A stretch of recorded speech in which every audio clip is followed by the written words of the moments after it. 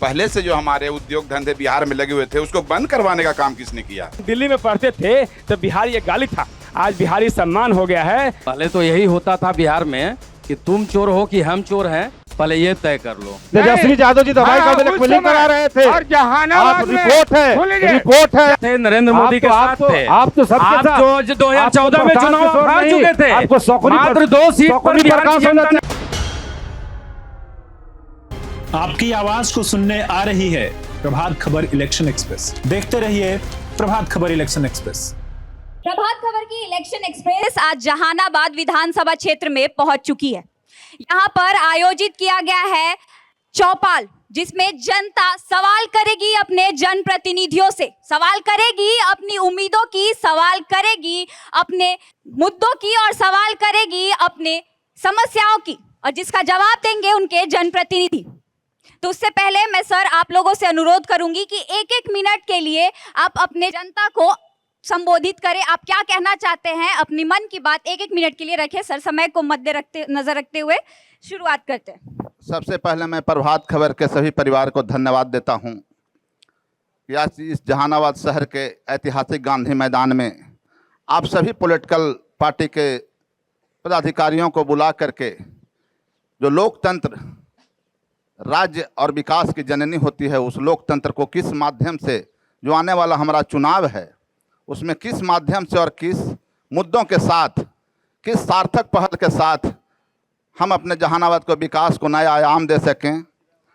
इस आयोजन के लिए मैं आभार प्रकट करता हूं और जहानाबाद के साथियों से जिस विचारधारा के साथ, जो गंगा और जमुनी तहजीब के साथ हम सभी जहानाबाद के वासी जहानाबाद के विकास की जो बात करते हैं, मैं आप सभी जहानाबाद वासियों को भी अभिवादन करता हूं कि जहानाबाद में इस तरह की एकता अखंडता बनी रहे और लोग ऊर्जावान रहें, जहानाबाद तरक्की की ओर जाए। आने वाले दिनों में बिहार ही नहीं देश के पटल पर जहानाबाद का नाम हो। इन्हीं चंद शब्दों के साथ मैं आप लोगों का अभिवादन करते हुए अपनी वाणी को समाप्त करता हूं। बहुत बहुत धन्यवाद सर। मैं अनुरोध करूंगी अजीत शर्मा जी को, जो कि भाजपा से हैं। सर आप अपनी बात एक मिनट में जनता के बीच रखें। सबसे पहले तो हम प्रभात खबर के जो मीडिया कर्मी हैं, हम उनको धन्यवाद देना चाहते हैं कि एक स्वस्थ पहल इस जहानाबाद में उन्होंने शुरुआत कराई है और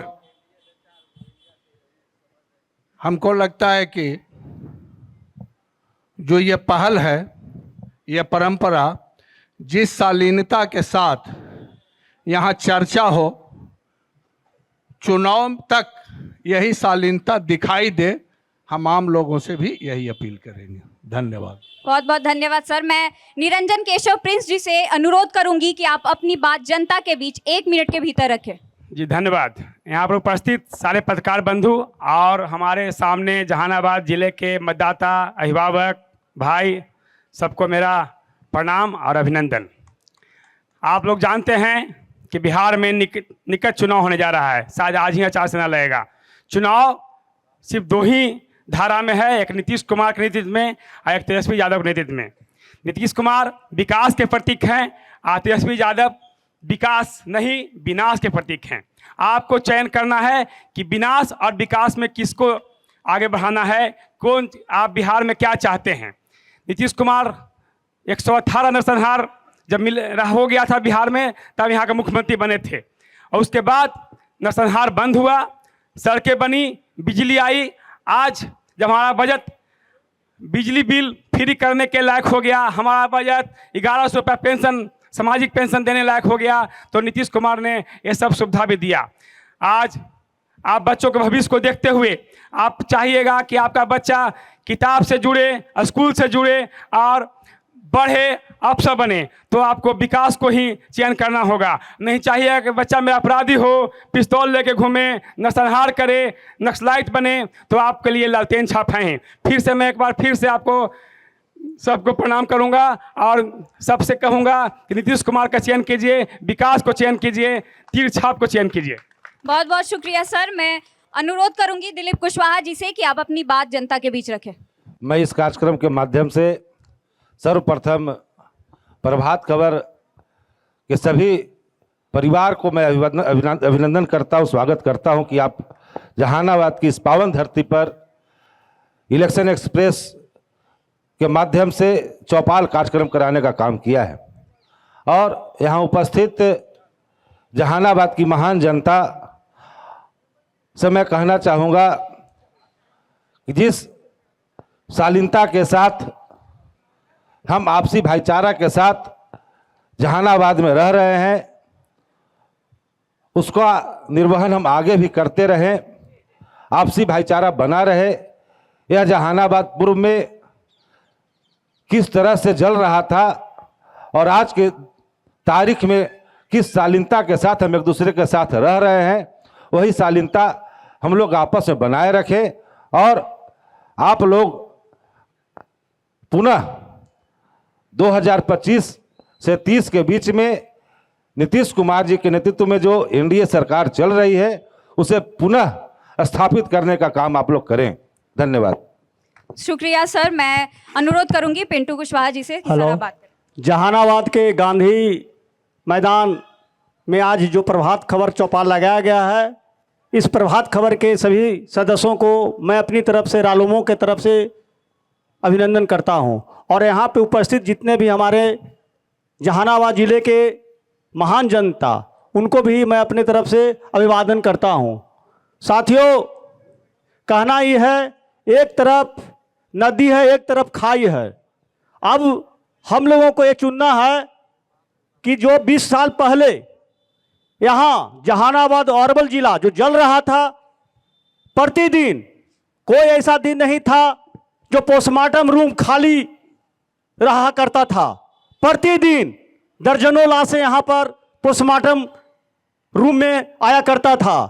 आज इस सरकार, जो एनडीए की सरकार है, उस सरकार के द्वारा जो शांति माहौल बनाया गया है, इसे भूले नहीं। आप लोग से अपील करूंगा कि आप लोग जो चुनाव है हम लोग के सामने, उसमें एनडीए को साथ दे। और इतना ही कहकर अपनी बातों को विराम देता हूं। धन्यवाद सर। अब कार्यक्रम को आगे बढ़ाते हैं और अब बारी है आप सबकी, आप सबों के सवाल की।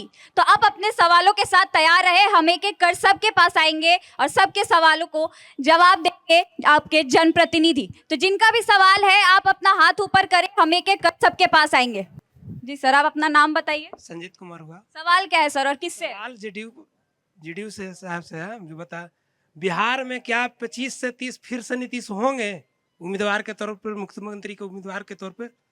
ठीक है सर, हम और सवाल ले लेंगे, उसके बाद हम आपके पास आते हैं। और किसका सवाल है? और हाथ अब ऊपर कीजिए सर आप लोग। ये आपका नाम क्या है सर? कामेश्वर सिंह। किससे सवाल है आपका? मेरा सवाल है एनडीए का जी, जो थोड़ी सी राष्ट्रीय जनता दल को विनाशकारी कह रहे हैं, अपने आप को आविष्कारी कह रहे हैं नेशनल डिस्ट्रक्टिव अलायंस से, कि क्या 20 से 25 साल आप लड़ रहे, 20 साल, क्या जहानाबाद को बुनियादी सुविधा आज तक क्यों नहीं दिला पाए? ठीक है सर।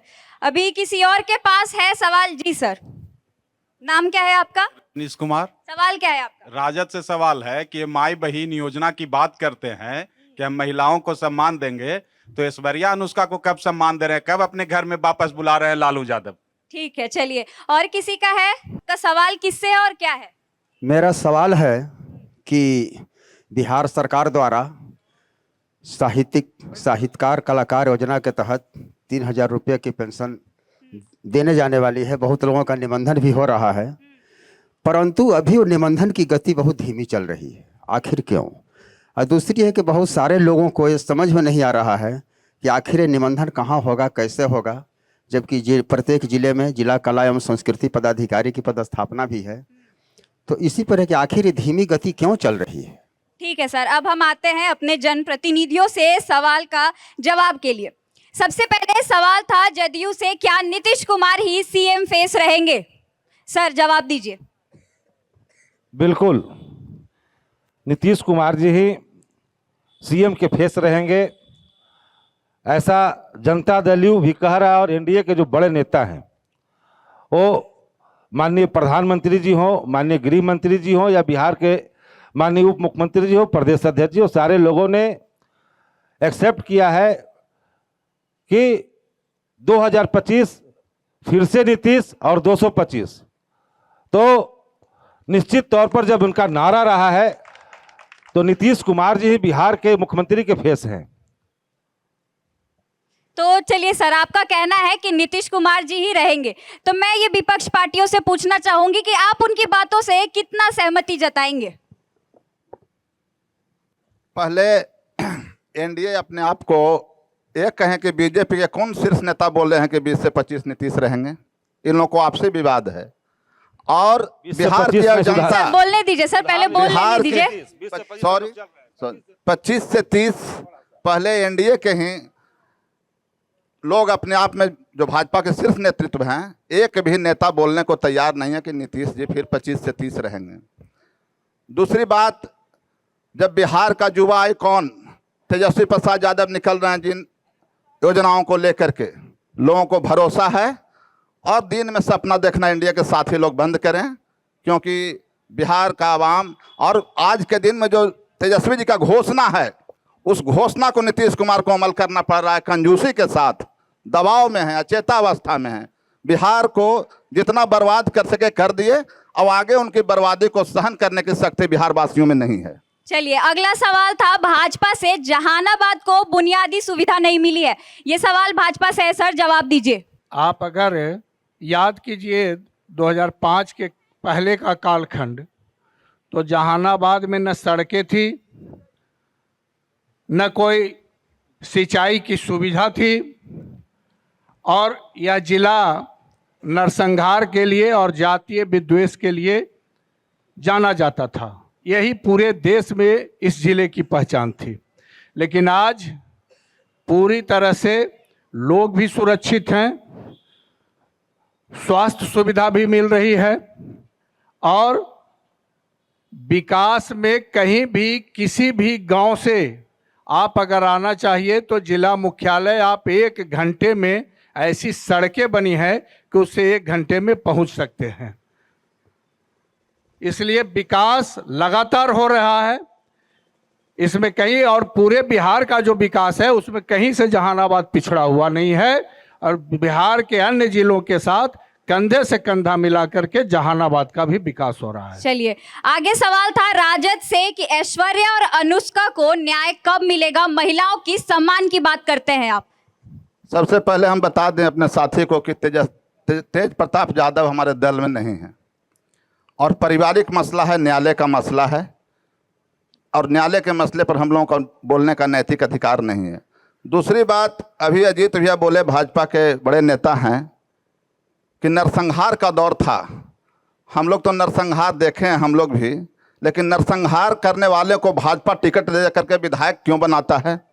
जो आदमी दिन में जहानाबाद में गोली चलाता था, व्यवसायियों को मारता था, उसको ये भाजपा पार्टी टिकट दे करके अरवल से विधानसभा भेजने का काम किया है। यही है भाजपा का असली नीति। चलिए, अगला सवाल था जेडीयू से। इसमें सवाल है कि साहित्यकारों को पेंशन की बात की हुई थी, लेकिन प्रक्रिया स्लो है। ये जेडीयू से बात है सर, इसका जवाब आप दीजिए। जैसा कि मधुकर जी बता रहे थे कि हमारे नेता नीतीश कुमार जी ने जो कला सांस्कृतिक विभाग के माध्यम से 3000 रुपया पेंशन का घोषणा किया था, उसके लिए रजिस्ट्रेशन स्लो है। तो मैं इसके बारे में पूरी जानकारी नहीं दे पाऊंगा कि आखिर क्यों कम है, क्यों स्लो है। मैं इसके लिए विभाग से बात करके बताने का काम करूंगा उन्हें पर्सनली। तो सर, ये कब तक आप बता देंगे? कुछ समय बता दीजिए। आज ही शाम तक मैं बता दूंगा। चलिए सर, आपके जवाब ये आज शाम तक आपको दे देंगे, आप इनसे पूछ लीजिएगा, ठीक है? इसके बाद हम और सवाल ले लेते हैं लोगों से। चलिए, यहाँ से एक सवाल आया है, क्रॉस क्वेश्चन है, जरा इसका। जी सर, नाम बताइए। मेरा पंकज कुमार राकेश नाम हुआ। हाँ, सवाल क्या है सर? क्या तेज प्रताप यादव लालू प्रसाद यादव जी का बेटा नहीं है? आज दल से अलग हुए हैं, इसके पहले आज के 6 महीना पहले। सवाल पहले का अनुष्का का और चाहे ऐश्वर्या का सवाल पहले का है। चलिए, तो इसका जवाब दीजिए कि क्या तेज प्रताप यादव। निजी जीवन का तो प्रश्न नहीं होना चाहिए, सार्वजनिक मंच है।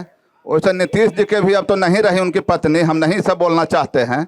तो निजी जीवन राजनीतिक जीवन में अंतर होता है, और चूंकि तेज प्रताप यादव वयस्क हैं, 21 साल से ज़्यादा आयु के हैं, उनको निर्णय लेने का अब संवैधानिक अधिकार है।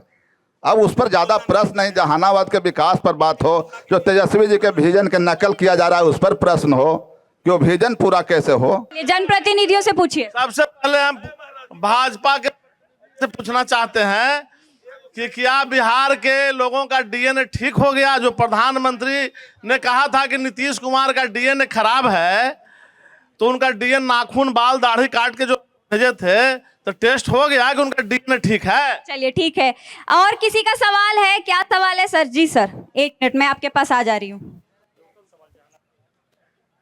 और मैं अनुरोध करूंगी कि आप अपने स्थानीय निवास का ही सवाल करें। जी सर।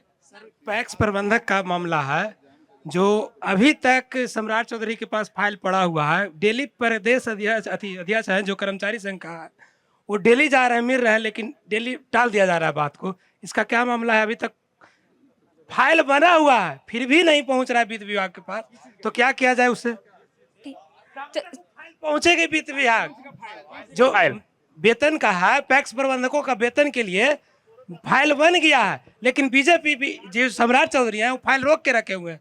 अरे ये झांसा वाली पार्टी है, जुमलेबाज है, जुमला दे दिए होंगे, बस छोड़िए, वो सब कहाँ पड़े हुए हैं। सर आते हैं आप लोगों के पास एक और सवाल, सरकार लाइए, सारा चीज पूरा होगा। जी सर, 1 मिनट सर। सर आपका नाम क्या है? गजेंद्र कुमार यादव। आपका सवाल किससे और क्या है? सवाल मेरा है कि जो 20 के चुनाव में तेजस्वी यादव ने घोषणा किए थे कि मेरी सरकार बनेगी तो पहला कैबिनेट में 10 लाख रोजगार देंगे।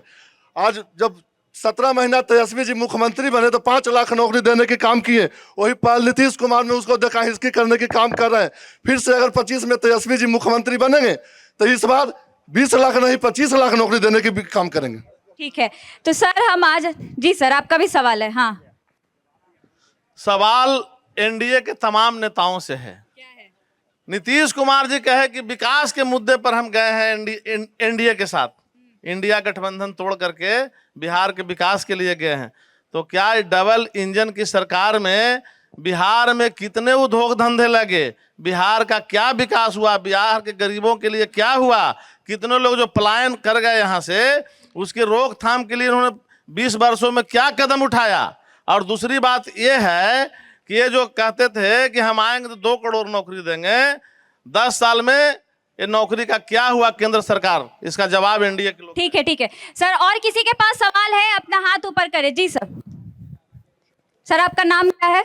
नाम देवेंद्रनाथ शर्मा। सर क्या है सवाल और किससे सवाल? है कि हमारे छोटे भाई संजय जी ने कहा कि अभी तक 2005 से 2025 के बीच में हमारे उद्योग धंधे कितने लगे।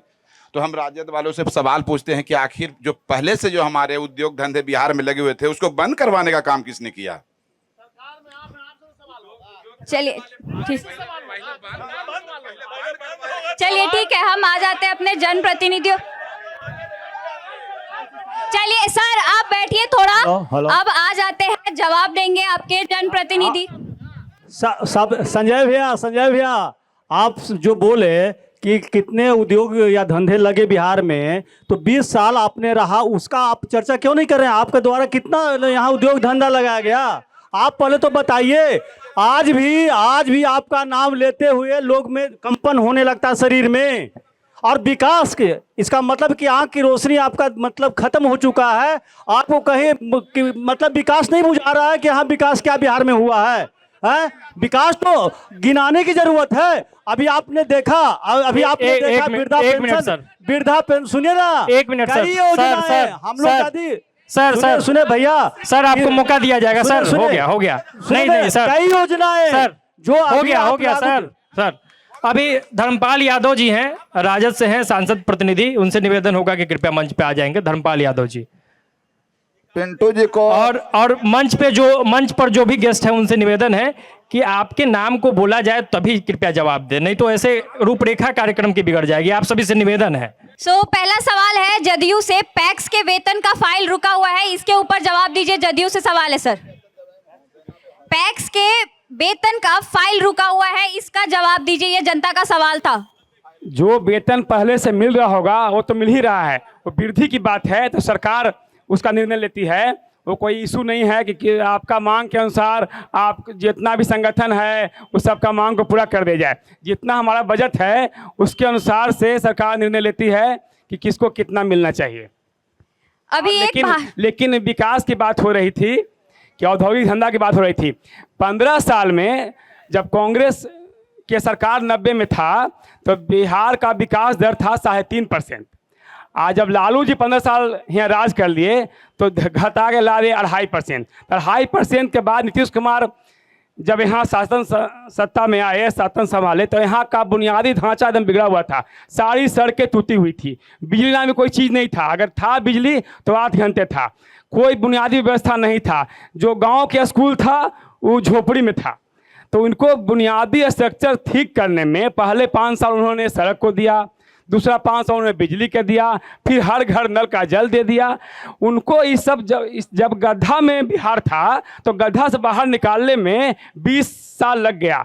इस बार जो 5 साल है औद्योगिक क्रांति के लिए हो गया है और 1 करोड़ लोग का रोजगार देने का भी घोषणा हुआ है। नीतीश कुमार जी ने आज तक जो घोषणा किया है वो सब पूरा किए हैं और नीतीश कुमार पर भरोसा रखिए, ये 5 साल में 1 करोड़ लोग को रोजगार ही मिलेगा। और जो श्री बाबू ने औद्योगिक क्रांति किया था उस समय झारखंड में वो सारा चला गया और लालू जी ने सत्ता के लालच में झारखंड को बांट दिया। कांग्रेस ने और जेएमएम ने साथ रखा था। लालू जी बोला करते थे कि मेरी लाश पर झारखंड के बंटवारा होगा। जब ये अल्पमत में आ गए तो कांग्रेस और जेएमएम के कहने पर सारा उद्योग को झारखंड में देने का काम कर दिए। तो लालू जी हाँ उद्योग को बर्बाद किया है, नीतीश कुमार जी नहीं। और नीतीश कुमार जी को अभी बहुत सारा उद्योग धंधा लगाए हैं। इतना बदनाम बिहार हो गया था कि कोई उद्योगपति आने का तैयार नहीं था। अब यहाँ का नाम हो गया है। हम दिल्ली में पढ़ते थे तो बिहारी एक गाली था, आज बिहारी सम्मान हो गया है, बिहारी कहना गर्व की बात हो गया है। तो 20 साल में बहुत चीज बदल गया है। ये 5 साल का मौका दीजिए, आपके घर के बाल बच्चों को अब बाहर पलायन करना नहीं पड़ेगा। चूंकि 1 करोड़ लोग का रोजगार देना है, 1 करोड़ से ज्यादा 72 लाख लोग बाहर पलायन किए हुए हैं और 1 करोड़ लोग का रोजगार देना है। सबको रोजगार बिहार में मिलेगा। आप नीतीश कुमार भरोसा रखिए और 225 का लक्ष्य को दीजिए। आप विकास के नाम पर वोट कीजिए, जात पात एक बार छोड़िए तो बिहार का कल्याण जरूरी होगा। सर मैं उससे पहले जनसुराज से प्रकाश जी का स्वागत करना चाहूंगी मंच पे। सर आपसे अनुरोध है आप मंच पर आके अपना स्थान ग्रहण कर ले। जोरदार तालियों से स्वागत कीजिए प्रकाश जी का। सर आप कुछ कहना चाह रहे थे बहुत देर से, आप बोलिए सर, क्या कहना है आपको? मेरा जो हमारे राजद के मित्र और मेरे छोटे भाई के तरह संजय जी ने सवाल किया कि 10 लाख लोगों के नौकरी देने के वादा के साथ हम सरकार में आए थे और 5 लाख लोगों को मैंने नौकरी दे दिया और तेजस्वी जी ने दे दिया। अब भाई बिहार के जनता को इतना मूर्ख मत बनाइए।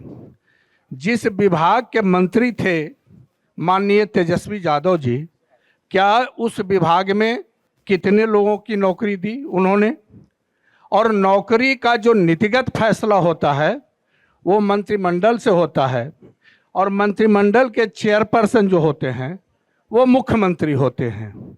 तो इस तरह के जो ये भ्रामक प्रचार चला रहे हैं कि हमने 5 लाख लोगों को नौकरी दे दिया, तो हम तो ये जानते हैं कि अपने विभाग में इन्होंने किसी को, और जहाँ तक रह गया एक सवाल और किए थे कि 2 करोड़ रोजगार की बात, तो रोजगार सिर्फ नौकरी ही नहीं होते हैं। हमारे छोटे भाई भी रोजगार करते हैं और अच्छे जाने माने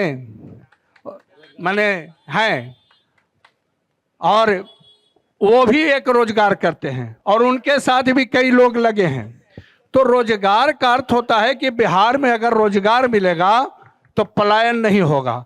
तो रोजगारों का सृजन तो 2005 के बाद नीतीश जी के सरकार में लगातार हुई है, इसमें कोई दो मत नहीं है। और तीसरी बात मैं ये बताना चाहूँगा कि आप बार बार कह रहे हैं कि 17 में ये चले गए। 17 में क्यों चले गए इसका कभी विचार किया है? और आप कह रहे हैं तो जो काम आपके साथ किए 14 के बाद अगर नीतीश जी आपको साथ लिए कि कहीं आप सुधर गए होंगे। और 14 के बाद आपके युवराज को बिना चुनाव के ही, माने उस समय वो आपके गठबंधन से चुनाव नहीं लड़े थे, बाद में लड़े थे तो भाजपा गठबंधन से, लेकिन देखे होंगे कि इसमें सुधार हो गया तो आपको उप मुख्यमंत्री बना दिए। तो ऐसा क्या कारण हुआ, इस पर भी स्पष्ट कीजिए कि आखिर 2 साल के अंदर में और नीतीश कुमार को आपको छोड़ना पड़ा, और कहीं ना कहीं इसमें बिहार के विकास में आप अवरोधक बन रहे थे, इसलिए नीतीश कुमार को छोड़ना पड़ा। मैं एक सवाल करूंगी कांग्रेस से कि भाजपा और जदयू से काफी सवाल किए गए, उनका जवाब भी लोगों ने दिया, आप उसके ऊपर क्या कहना चाहेंगे, आपकी क्या विचार है? सबसे बड़ी चीज है अजीत भैया जो ये अभी सवाल किए है कि आपके साथ 2 साल भी नहीं टिक पाए, तो मैं इनको बता देना चाहता हूं, तेजस्वी यादव के बजट आरोप लगा करके इन्होंने महागठबंधन से अलग हुआ, जबकि उससे बड़ा क्रिटिकल मैटर अभी बिहार में बना हुआ है अशोक चौधरी, सम्राट चौधरी और दिलीप जायसवाल। लेकिन इस पे इन्होंने अभी तक कोई बयान जनता में नहीं आया, ना सरकार के तरफ से, न उनके लोग के तरफ से, जबकि प्रूफ है कि इन्होंने कब पास किया, सबूत दिखाया जा रहा है जनसुराज के द्वारा, प्रशांत किशोर जी के द्वारा, लेकिन नहीं तो अभी तक कोई सरकार का प्रतिनिधि इस पे बयान दिया है। आरोप जब लगी है तो जेडीयू क्या बोल रही है कि जिसपे आरोप लगा है वही जवाब देंगे, तो जवाब अगर वही देंगे तो आप बर्खास्त क्यों नहीं कर रहे हैं? मेरा एनडीए गठबंधन से पहला सवाल कि अगर आरोप लगी तो आप महागठबंधन छोड़ के एनडीए की तरफ गए, लेकिन यहां तो आरोप की बौछार है, तो फिर आप जवाब क्यों नहीं दे रहे हैं? जनता का पहला सवाल। नंबर 2, प्रिंस भैया जेडीयू के नेतृत्व कर रहे हैं गांधी मैदान जहानाबाद से, मैं इनसे, कांग्रेस का इन्होंने नाम लिया कि बंटाधार कर दिया देश को, तो मैं पूछना चाहता हूं 70 साल में जो कांग्रेस ने बनाया आप उसको बचा के क्यों नहीं रख पाया, जबकि आपके 20 साल बिहार में शासन हो रहा है? अगर 20 साल में बिहार विकास नहीं किया तो फिर 5 साल 25 से 30 क्यों? सबसे बड़ा सवाल कि 25 से 30 क्यों?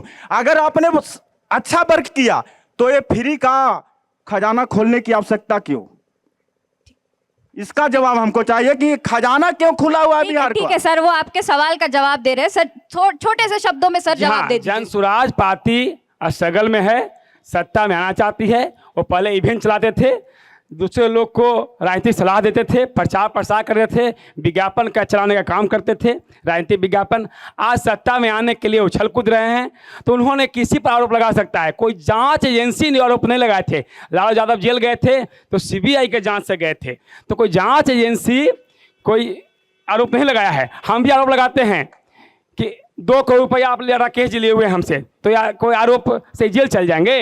तो आरोप कोई जांच एजेंसी, सरकारी एजेंसी जब लगाती है, तेजस्वी यादव पर उस समय जब नीतीश कुमार छोड़े थे 17 में, तो आरोप लगा था सरकारी जांच एजेंसी का।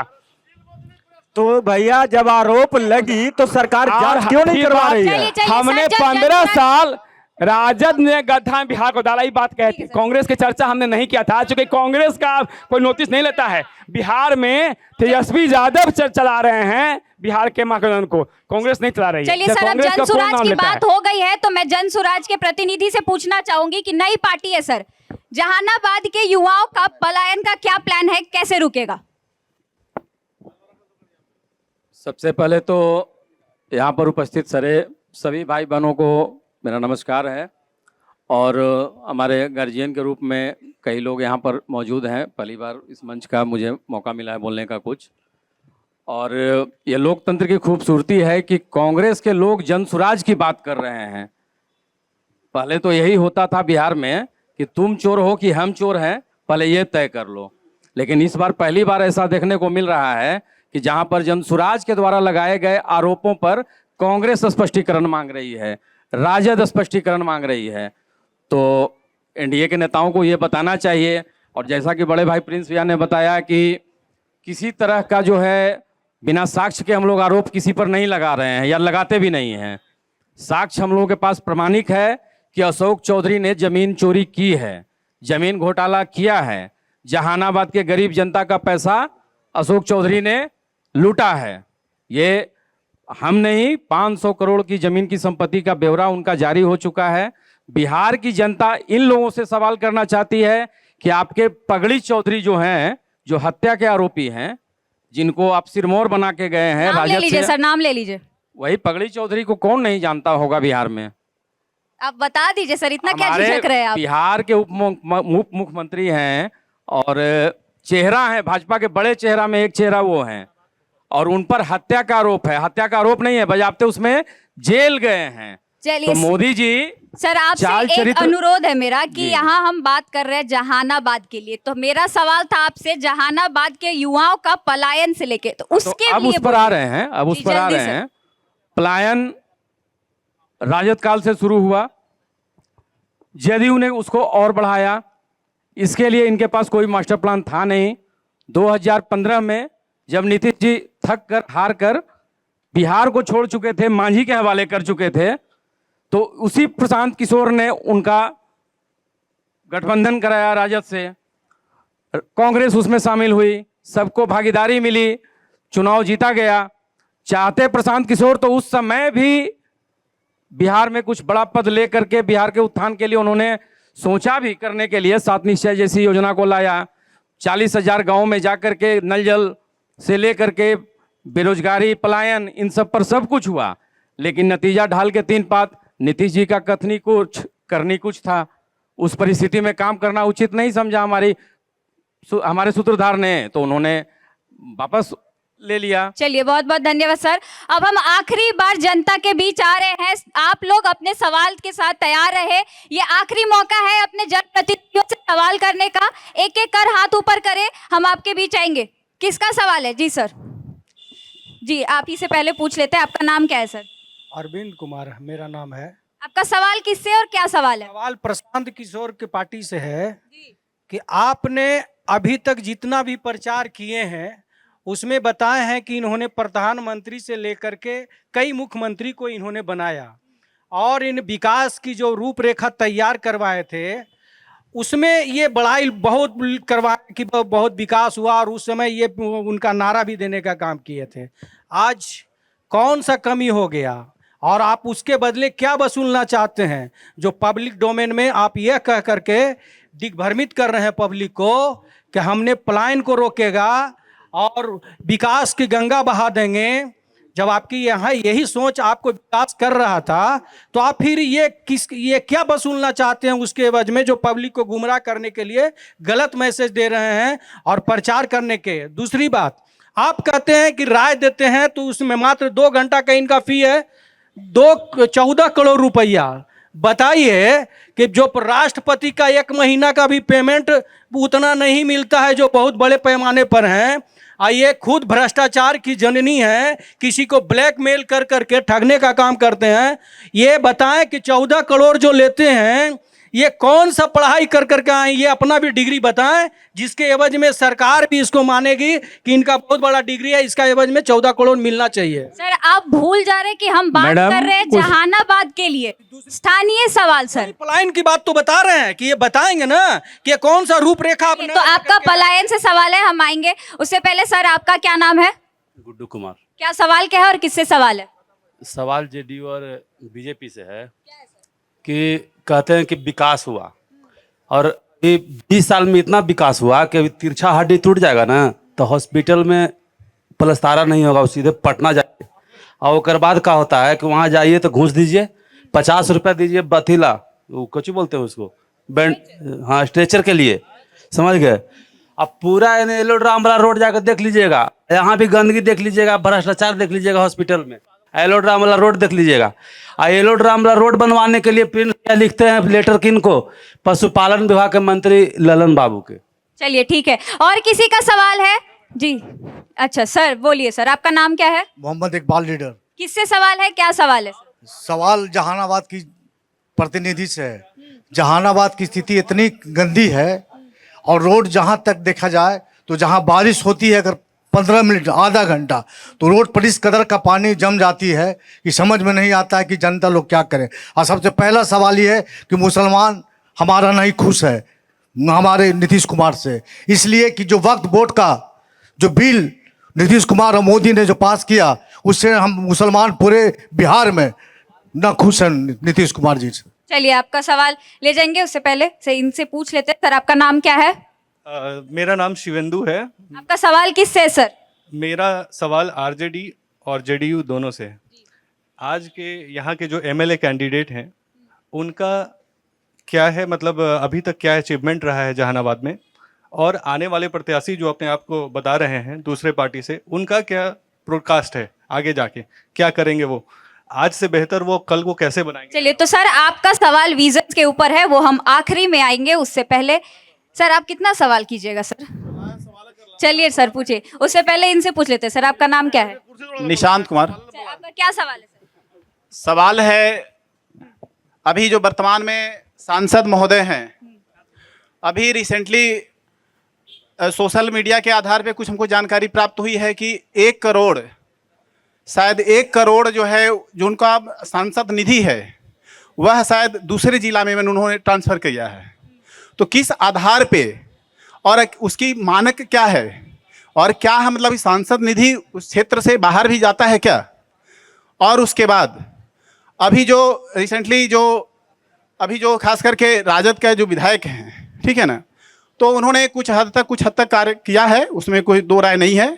लेकिन हाँ, खास करके सांसद के लिए मेरा जो थोड़ा सा जो अभी नया उन्होंने चुनाव जीता है, और 1 करोड़ का शायद मेरी जानकारी के अनुसार सोशल मीडिया में प्राप्त हुआ है कि उन्होंने दूसरे जिला में, यानी कि गया जिला में जा करके अपने सांसद पुत्र मोह में, अपने सांसद को पुत्र दूसरा विधायक बनाने के भाव से दूसरा बेलागंज में, नया गया नगर में उन्होंने अपना सांसद प्रतिनिधि वहाँ डाला है उस पैसा को।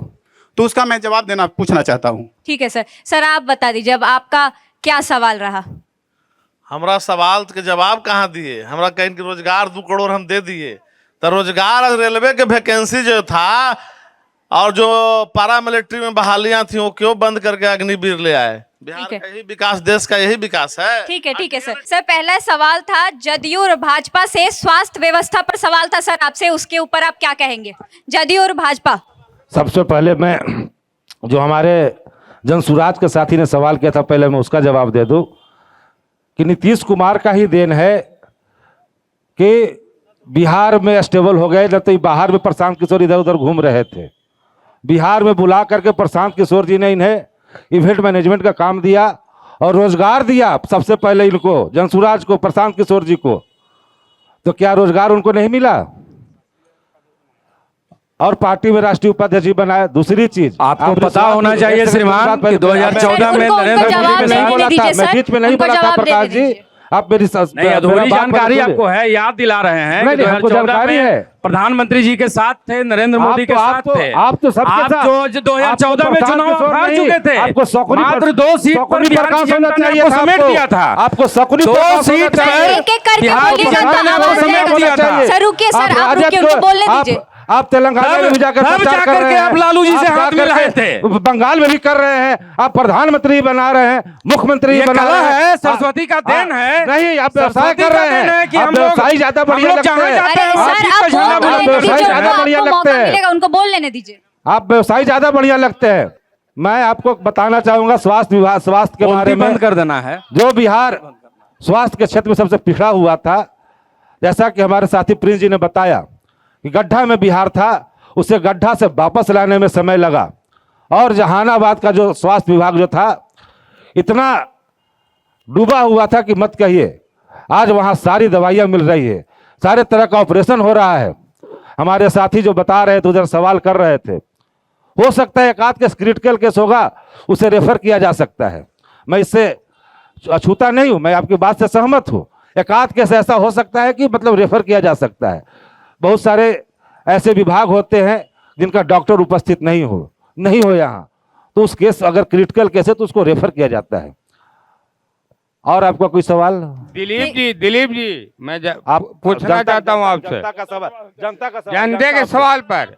यह जो दवाई का सुनिए ना, सर आप रुकिए ना सर, दवाई का संख्या जो बढ़ा है, भाई तेजस्वी जी स्वास्थ्य मंत्री थे उस समय बढ़ाया, पता आपको नहीं मालूम है? 17 महीना आप दवाई का ब्लैकमेलिंग, तेजस्वी यादव जी दवाई का ब्लैकमेलिंग करा रहे थे। और जहानाबाद में रिपोर्ट है कि दवाई का तस्करी करवा रहे थे, दवाई बेचवा दे रहे थे, उस समय वो आप दवाई बेचवा दे रहे थे, हॉस्पिटल बन रहा है। आप पता रहे पूरे बिहार में आपको रोजगार नीतीश कुमार ने मिला, लालू जी आपको नहीं दे रहे थे। आप जानकारी आप लीजिए, जानकारी लीजिए, तेजस्वी जी ने पूरा जो संख्या आपको जब हम आपको जब मंत्री बनाए तेज प्रताप जी को, तो मिट्टी बेचने का काम आप कर रहे थे। तेजस्वी जी तेज प्रताप जी मिलकर पूरे दवाई भी बिहार बेच दे रहे थे हॉस्पिटल का। पूरे बिहार में हॉस्पिटल का बिल्डिंग देने का काम तेजस्वी भाई ने किया। जनता का बात सुनिए, रुकिए, आप लोग आपस में ही भिड़ जाइएगा, जनता का क्या होगा फिर। अगला सवाल है धर्मपाल यादव जी से सवाल था, सड़क की स्थिति खराब है, उसका जवाब दीजिए सर, जनता का सवाल है ये। ऐसा है कि हम भाई आरजेडी के हैं और आरजेडी मैं के दे देता हूँ विधायक जवाब इसका। तेज भाई धर्मपाल जी नहीं दे पाएंगे, ये फंड तो गया पे बेच दे रहे हैं, चोरी वहीं कर ले रहे हैं। और दूसरी नहीं दे पाएंगे, अपने वार्ड पार्षद अपने क्षेत्र में विकास नहीं किए हैं ये। अरे तो जवाब तो देने दीजिए, वो कुछ कहना चाहते तो दिलीप भाई इनको जानकारी होना चाहिए कि धर्मपाल सिंह यादव वो शख्सियत है कि 2002 से लगातार पार्षद है जहानाबाद में 5वीं बार, और डिप्टी चेयरमैन मेम नगर परिषद में रहे हैं, और किसी जाति धर्म मजहब के लोगों को साथ लेकर चलने की मुझे आदत है और सबके साथ मेरा है जो विचार मिलता है, पहला नंबर। दूसरा नंबर, यह जो बदहाल है शहर का, वो मैं जदयू और भाजपा के नेताओं से पूछना चाहता हूं कि पूरे शहर में नारकीय स्थिति है। चले जाइए राजा बाजार, चले जाइए 2 number ward, 3 number ward, 1 number ward, आप चले जाइए माले ऑफिस, क्या दुर्दशा है। इसका जिम्मेदार कौन है? इसका जिम्मेदार कौन है? अरे जवाब तो सुन लीजिए, उनको कुछ बोलने तो दीजिए आप लोग। हम बता रहे हैं आपको, चलिए सांसद मद का भी बता रहे हैं। शांति बना रखे, शांति बना रखे। सांसद मद का जो जवाब इनका सुन लीजिए। था, सांसद मद का कि जो दूसरे जिला में चला गया है, हम आपसे जानना चाहते हैं जहानाबाद के सांसद आज लोकप्रिय डॉक्टर सुंदर प्रसाद यादव जी के पहले भी यहाँ चनेश्वर चंद्रवंशी सांसद थे, उनका फंड भी पटना में गया है, नदमा में गया है, वो भी पहले ख्याल रखिए था, दूसरा पर क्वेश्चन आप लोग करिएगा। और सांसद महोदय का लगा बेलागंज से 34 साल वहाँ का विधायक रहे हैं, वहाँ से मिनिस्टर बने हैं, वहाँ से है जो लगातार जनप्रतिनिधि बनने का काम किया है, और यहाँ 2 बार सांसद बनने का मौका मिला, दूसरी बार उनके द्वारा थाना रोड में आप देख रहे होंगे जो 11 महीना की उनकी कार्यकाल मिला था, 13 महीना का, उसमें देखिए थाना रोड हो, सर, अब हम लोग कार्यक्रम के अंतिम पड़ाव पे आगे सबको मौका मिलेगा सर, 1-1 मिनट का मौका वापस से तो आप लोग को दिया आप जाएगा। समझिए, सर रुकिए, सांसद मद का पैसा अगर बेला में गया है तो नियमानुसार गया है, और वहां के जनताओं से भी उनका काफी लगाव रहा है, और हाल ही में 1.5 करोड़ का टैब है जो होता है, यही ना होता है। 1.5 करोड़ का जहानाबाद के जनता से मतलब नहीं है, 1.5 बेलागंज के जनता से मतलब है। सर 1-1 मिनट आप लोग को मिलेगा सर, 1-1 मिनट वापस से दिया जा रहा है सर, अभी बोल दीजिएगा तो बाद में क्या बोलिएगा सर, रुकिए hello sir, 1 minute sir, 1 minute नहीं, 1 मिनट जो सबको भी 1-1 कार्य मिनट हुआ का मौका मिल रहा है नियमानुसार सर। हुआ है, और यह कोई बड़ी बात नहीं है सर, आप रुकिए सर, आने वाला समय में सबको मौका आने वाला समय में सुन लीजिए, अपना गिरवाल पहले झांकिए, सवाल करके ये जदयू के सांसद का क्या उस पर कोई क्वेश्चन नहीं कर रहे हैं। और हेलो शांति सुनिए, नहीं हेलो शांति, नहीं अब कोई सवाल नहीं, अब अंतिम पड़ाव पे आ गए, सारे जनप्रतिनिधियों को 1 मिनट का समय दिया जाएगा। हेलो मैडम, सर 1-1 मिनट का सबको समय मिलेगा, आप लोग अपना विजन अपने जनता के बीच रखिए, आप आगे क्या करना चाहते हैं, क्या करेंगे, कैसे करेंगे, वो अपने जनता को बताइए सर, आपसे शुरुआत करते हैं। देखिए 1 मिनट के अंदर सर, हम थोड़ा 1.5-2 मिनट समय सर, देंगे। समय समाप्त आप समय उतना निकालिए। प्रशांत किशोर जी के प्रतिनिधि हैं, उन्होंने कहा कि कुछ नेताओं पर मैंने आरोप लगाया है, और मेरे पास ये मामला बहुत दिन से था, तो भैया चुनाव के समय ही क्यों निकाले, आपने इसको जांच के लिए पहले क्यों नहीं दिया, और चुनाव के समय तो तरह तरह के आरोप लगते रहे हैं, और उस आरोप की सत्यता क्या है ये तो स्पष्ट नहीं होगा। दूसरा है कि घड़ी कांग्रेस आपको अपना विजन बताना है कि आप यहाँ के लोगों के लिए क्या करेंगे सर, आरोप मत लगाइए सर। अब कांग्रेस का भी आया है, अब कितना मजा लग रहा है प्रशांत किशोर जी के सवाल पर, जो कह रहे थे कि भाजपा के बी टीम है प्रशांत किशोर, यही महागठबंधन के लोग कह रहे थे और अब आनंद ले रहे हैं। लेकिन एक बात स्पष्ट है कि आरोप चुनाव के समय लगते रहते हैं और इस आरोप का कोई मतलब भैया नहीं है, ये आरोप नहीं है, जेल जा चुके हैं आपके सम्राट सर चौधरी आप जी। मेरी बातों को समझ नहीं रहे सर। दूसरा सर अब दूसरा बेल उम्र छिपाने के नाम पर हुआ एक है। मिनट का समय था, आप बता ही नहीं रहे कि आप क्या करेंगे जनता के लिए। दूसरा है कि अगर हमारी सरकार बनी तो 5 से लेके आज तक बिहार को, जो हमारे जदयू के साथी ने कहा कि गड्ढा से निकाल करके और रोड पर लाने का काम किया है, शिक्षा व्यवस्था को दुरुस्त किया है। जिस अस्पताल में जानवर घूमता था वहाँ अब दवाई मिल रहा है, वहाँ इलाज हो रहा है, वहाँ डॉक्टर रह रहे हैं। तो अगर इस बार अगर माने एनडीए को अगर मौका मिलता है तो इसमें कोई दो मत नहीं है, हमारे मुख्यमंत्री ने घोषणा किया है और हमारे नेताओं ने भी घोषणा किया है कि हम इस बार पूरी तरह से बिहार में कैसे रोजगार सृजन हो, इसके लिए हम लगातार प्रयासरत रहेंगे और कार्य करेंगे। बहुत बहुत धन्यवाद सर। अब आपकी बारी, आप 1 मिनट में जनता के बीच अपना विजन बताइए, 1 मिनट में सर। देखिए, मैं पूरे जहानाबाद वासियों को आश्वासन देना चाहता हूं सांसद महोदय के द्वारा कि जो भी छोटा मोटा फंड गया उसके लिए चिंता करने की आवश्यकता नहीं है। आने वाला समय में राज्यसभा से, एमएलसी से, उससे ज़्यादा आपको हिसाब हम लोग दे देंगे। उससे ज़्यादा फंड लाकर जहानाबाद के विकास होगा और तत्काल भी शहर में सुन लीजिए, डॉक्टर सूर्य प्रसाद यादव कोई हीरे गिरे आदमी नहीं है। वो राज्यसभा सांसद से ला के आपको उससे ज्यादा पैसा देंगे। और शहर में इधर है जो हाल फिलहाल में पूरा जो लाइट का व्यवस्था 5-6 जगह किए हैं और बहुत सी योजना शहर में है जो बहुत उपयोगी था, जो हर एक जाति धर्म मजहब के लोगों में शुरू हो रहा है काम और आप लोग के सामने नजर आएगा। और अब विश्वास नीतीश कुमार और एनडीए की सरकार से पूरे बिहार वासियों को डोल चुका है। आने वाला समय तेजस्वी की सरकार बनाने के मूड में यहाँ के जनता है और तेजस्वी की सरकार बनेगी और पूरे समस्या का समाधान होगा। चलिए सर, अब आपकी बारी, आप 1 मिनट में सर लोगों के बीच अपनी बात रख। धर्मपाल भैया ने बोला सर आरोप नहीं सर, अपनी विजन सर। 1 मिनट खत्म कर लेंगे सब बात और घोषणा भी। तो हमारे एमपी साहब धृतराष्ट्र हो गए हैं, पुत्र मोह में यहाँ के फंड चोरी करके बेलागंज ले गए हैं। ठीक है, वो भैया ने कहा कि मलहचा ग्रोथ क्यों नहीं बना, तो यहाँ का विधायक राजद का, एमपी राजद का, 17 महीना शहरी विकास मंत्री रहे तेजस्वी यादव, जो 10 लाख नौकरी दिए। सुनिए 10 लाख नौकरी दिए, तो शहरी विकास मंत्री से क्यों नहीं एक रोड बनवाया मलहचा ग्रोथ। हम लोग रोड बनाने काम शुरू करा दिए हैं, रोड बन गया है। अब मेरी बात रहा कि जहानाबाद से अगर यहाँ एनडीए विधायक बनता है, जो भी प्रत्याशी बनेगा तो एक दरधा नदी किनारे, जैसे गंगा में मैरीन ड्राइव बना है, दरधा नदी किनारे मैरीन ड्राइव बनेगा। जहानाबाद में एक महिला कॉलेज बनेगा, महिला कॉलेज एक भी नहीं है, एक महिला कॉलेज बनेगा। ये मेरा 2 लक्ष्य है। और ठीक है, एलिवेटेड सड़क भी शहर में सारी जनता आपकी बात को याद रखेगी। सर अब आपकी बारी, आप 1 मिनट में अपनी बात जनता के हो सके और लोग पटना की तरह जहानाबाद भी दिखे। और यहाँ रोजगार देने के लिए जो 1 करोड़ लोग का रोजगार का वादा किया नीतीश कुमार, मैं चाहता हूँ कि 1 करोड़ लोग में 10,000 लोग का रोजगार के यहाँ व्यवस्था हो और जहानाबाद में भी एक बड़ा उद्योग लगे। चलिए सर, बहुत बहुत धन्यवाद सर। आप अपनी बात 1 मिनट में रख दे। कोर्ट का मामला है, कोर्ट का मामला है, कोर्ट का सम्मान करना सीखिए। आप लोग तो कोर्ट के तौहीन करते हैं। सर आप अपनी बात 1 मिनट में रखें। जैसा कि हमारे साथी बता रहे थे कि तेजस्वी यादव जी ने 17 महीना का सरकार में ये किया वो किया। साथी